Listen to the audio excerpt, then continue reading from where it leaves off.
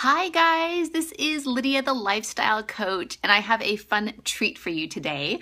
So I got an email. I get lots of emails, but I got this really fun email from someone who just follows my videos, who has my ebook, who's just been practicing these principles, and I just wanted to share it with you. I asked their permission to share it, of course, because it just had some really cool insights, and I just thought it would be such a fun thing for you to be, thinking about. So feel free to ask any questions as I chat, or, any comments that you have about this, kind of your own experience. Would love to get some neat discussion on here with kind of the insights that you have off of this person's insights. I also want to tell you that this person is from outside of the country, and so some of her language is just really cute, and I'm totally going to leave it in because it's adorable, the way that she puts it. So, but of course, there's no identifying information. Just be aware of that because it makes it even more fun. So I'm going to share this with you guys. But first, I want to kind of share like my plan for like world domination, just quickly. So my idea is that the principles that I teach have just completely transformed my life in very many ways, and they transform the lives of my clients. And like the point is that I just want everyone to know about this. So I have weekly videos at lydiavideo.com that come out every Monday. I have a free ebook because the idea is that just let everybody in the world have free access to these principles and help and support. And then I'll coach people who want some deeper insight or like want it to, click in their own lives. But that first just like layer, like let's just get out this information to the whole world. So always feel free to share any of my videos or at lydiawenti.com. Anyone can get the free ebook. So this is somebody who I haven't even coached one-on-one. These are just her insights from watching the videos and reading the ebook, just purely the free resources. And I think it has been just a cool thing for her, and she kind of shares it with me, and I'm so happy that she did.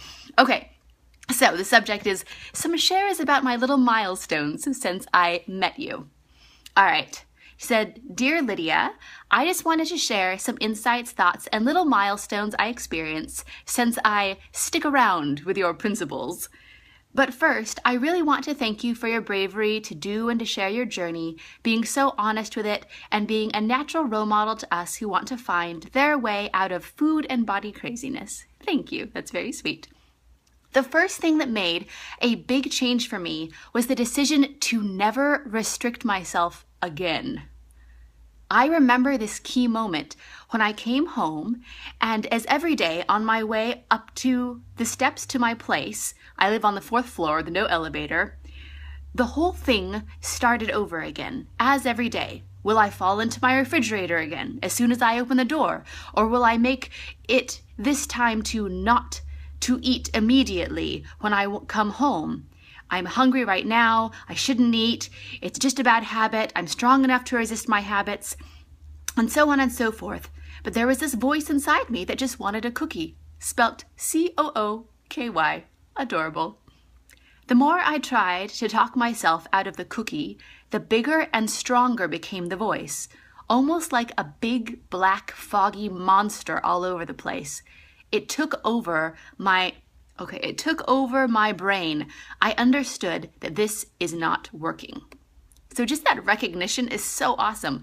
Like that turning point for a lot of people, just to recognize what you're doing isn't working is a big deal, because we often try the same things over and over that don't work, but we just, we've been there before. Maybe if I just did it a little better or a little harder or, was a little more perfect. So seriously, this is such a cool insight just to see like, what I'm doing isn't working, and to recognize that as opposed to keep sticking with something because it should work. So yeah. And again, feel free to make any commentary or ask any questions as we go.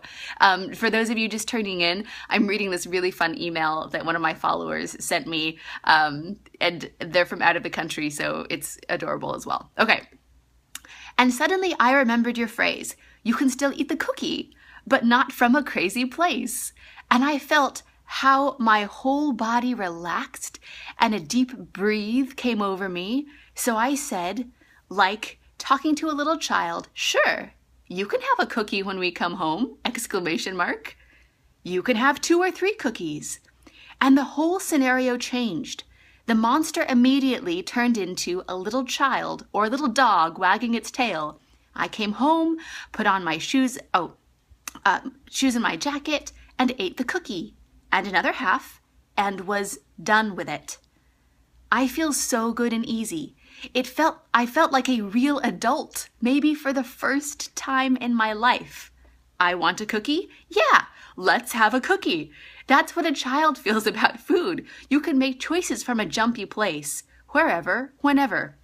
So, since I made that decision never to restrict myself again, my urges didn't come back. And she's talking probably about urges to binge eat or overeat. That's mostly what I talk about with my videos. Let's see. So, the next big chapter is not to judge myself anymore for emotional eating. I still can't tell the difference between hunger, appetite, and emotional eating. Usually I know it afterwards, so I am learning to accept this to be the process of learning by doing and just observing instead of judging. You should have known better, blah, blah, blah.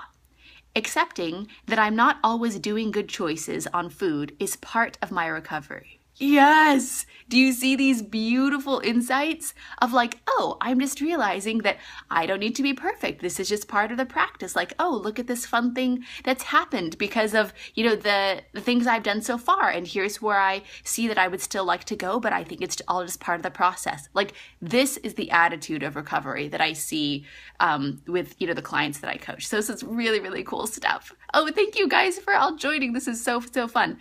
Okay.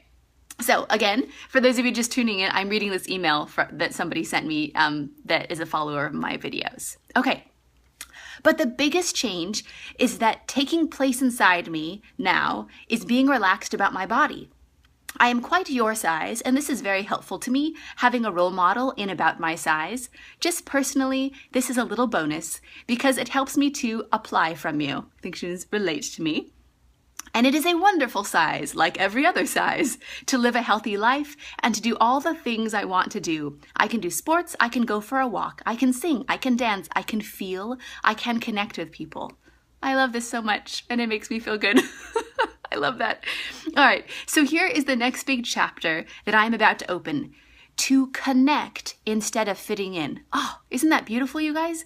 To connect instead of fitting in. What really helped me a lot was to hear from your interviews with other women that every one of us eating disorder affected girls has this filter in her brain about the women around her and about herself.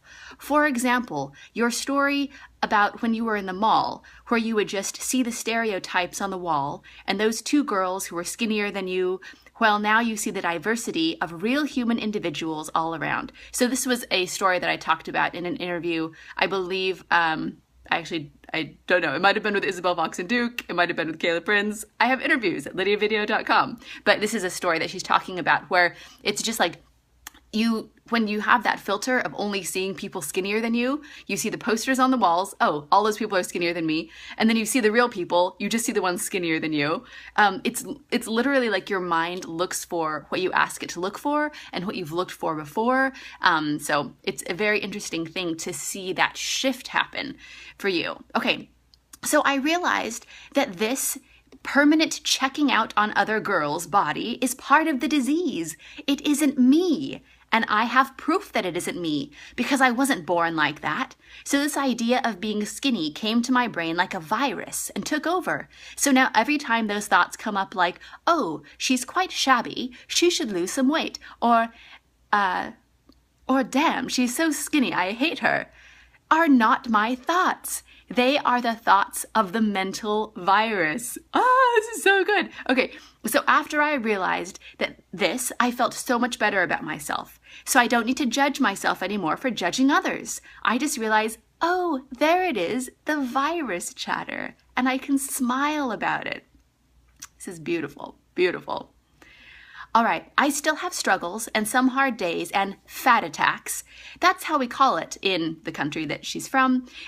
When you feel like you've gained 20 pounds in a second just because you went on a scale or tried your old skinny jeans, and all of a sudden you feel like a fat cow and the clothes that just looked perfect on you now make you look shabby. Ah, Oh, this is such a great phrase. I didn't know about that. So fat attacks, it's definitely going to be part of my vocabulary, because we don't, like, in the United States, we do not have a phrase to describe that feeling, and that is like a very common experience among people. So I'm very happy to have language for that now. But it is so much easier now that I know I'm not alone with this, and there are girls outside on this planet who found their way out of this. No matter how bad and huge and real it feels right now, it's just a little voice in your brain that you have chosen to believe. It's not the end of your world. You will find your way out of giving into this. I really love and appreciate your work and all the other women's work to change the mental disordered minefield around food, around women, around body images, to lighten up on the lies we believe in, and to build up a new field of self-love, self-empowerment, a juicy, jummy place full of fun and joy, support, and human connecting. Like, imagine there is a war and nobody goes there. It's like, imagine the industry says you're too fat, and you just don't buy into it. That's it. You just give it a shrug and go for your business. Love and appreciate you so much. Isn't that incredible? You guys, this is so fun. Like, I get emails like this, like very often, with just these really amazing insights that you guys are having, and I love it. Always feel free to go to lydiawente.com and shoot me a note, or lydia@lydiawente.com is the direct email. If you just want to tell me how these things, these principles that I teach in the videos and the ebook and the interviews, just how they've impacted your life, it's so fun to hear. And like, I wish this for every woman, that they can have the beautiful insights that this woman has, just about body image and about food, you know, feeling like an adult for the first time, because you can do whatever you want and you are in the driver's seat. So thanks guys for tuning in. So fun to see y'all. I will definitely post the playback if you missed it live. And this is Lydia, the lifestyle coach, signing off. Bye. Mwah.